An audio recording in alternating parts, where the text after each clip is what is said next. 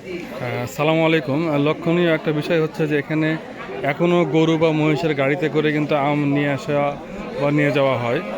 রাস্তাঘাট খারাপ, এই জন্যই হয়তো বা গাড়িগুলো এখনও ব্যবহার করছে ওনারা।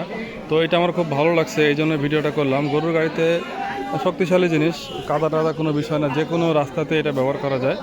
এই গাড়িতে করে ওনারা কাটিমন আম নিয়ে আসছে। এটা আমার খুব ভালো লাগছে আর কি, যে গরুর গাড়িতে কাটিমন, কাদা টাদা কোনো সমস্যা না। আর এটি একটি ছোট্ট বাজার। এটি হচ্ছে শুধুমাত্র কাটিমনের বাজার। হ্যাঁ, শুধুমাত্র কাটিমন বা আম এখানে আমদানি হয়, এবং এখানে হিউজ পরিমাণ আম কেউ নিয়ে আসে না।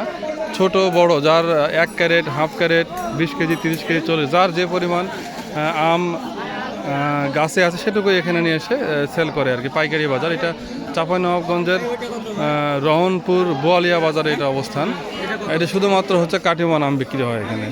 সুন্দর একটি বড় গাছ আছে এখানে, সুন্দর একটি বড় গাছ আছে, এই গাছের নিচেই এই বাজারটি বসে। এটা হচ্ছে কাটিমন বাজার। এটি হচ্ছে কাটিমন আম, ছোট্ট একটি বাজার। হ্যাঁ, থাই কাটিমন, 12 মাসি আম কিন্তু এটা এটা কিন্তু হ্যাঁ, এটা 12 মাসি আম, ছোট্ট একটি বাজার। এখানে এই যে 1 ক্যারেট আম নিয়ে আসছে, এখানে 1 ক্যারেট আম, যার যে পরিমাণ আছে সে পরিমাণ আম নিয়ে এসে এখানে বেচা কেনা করে। এটাই হচ্ছে সবচেয়ে মজার বিষয়। এই বাজারটাই পরিদর্শন করার জন্যই উদ্দেশ্য আর কি। যদি আমার বাগান আছে, আম আছে, তো ছোটো একটা বাজার প্রত্যন্ত অঞ্চলে, আমার বাগান থেকে এটি অনেক দূরে, এই জন্য দেখতে আসছি বাজার কী অবস্থা। এখানে 1 ক্যারেট আম আছে, কাটিমন আম। মজার বিষয়, যার যে পরিমাণ আম আছে সে পরিমাণ আম এই বাজারে নিয়ে আসছে আমগুলো, কাটিমন আম, সবগুলো কাটিমন আম।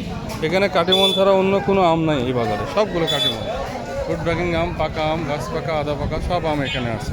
এখানে গাছ পাকা ছাড়া কোনো আম, গাছ পাকা আছে, আদা পাকা, কাঁচা, সব ধরনের। তবে মজার বিষয়, শুধুমাত্র এখানে কাটিমন আম ছাড়া অন্য কোনো আম নেই। তো আজ এ পর্যন্তই, ধন্যবাদ, ভালো থাকবেন, সালামু আলাইকুম।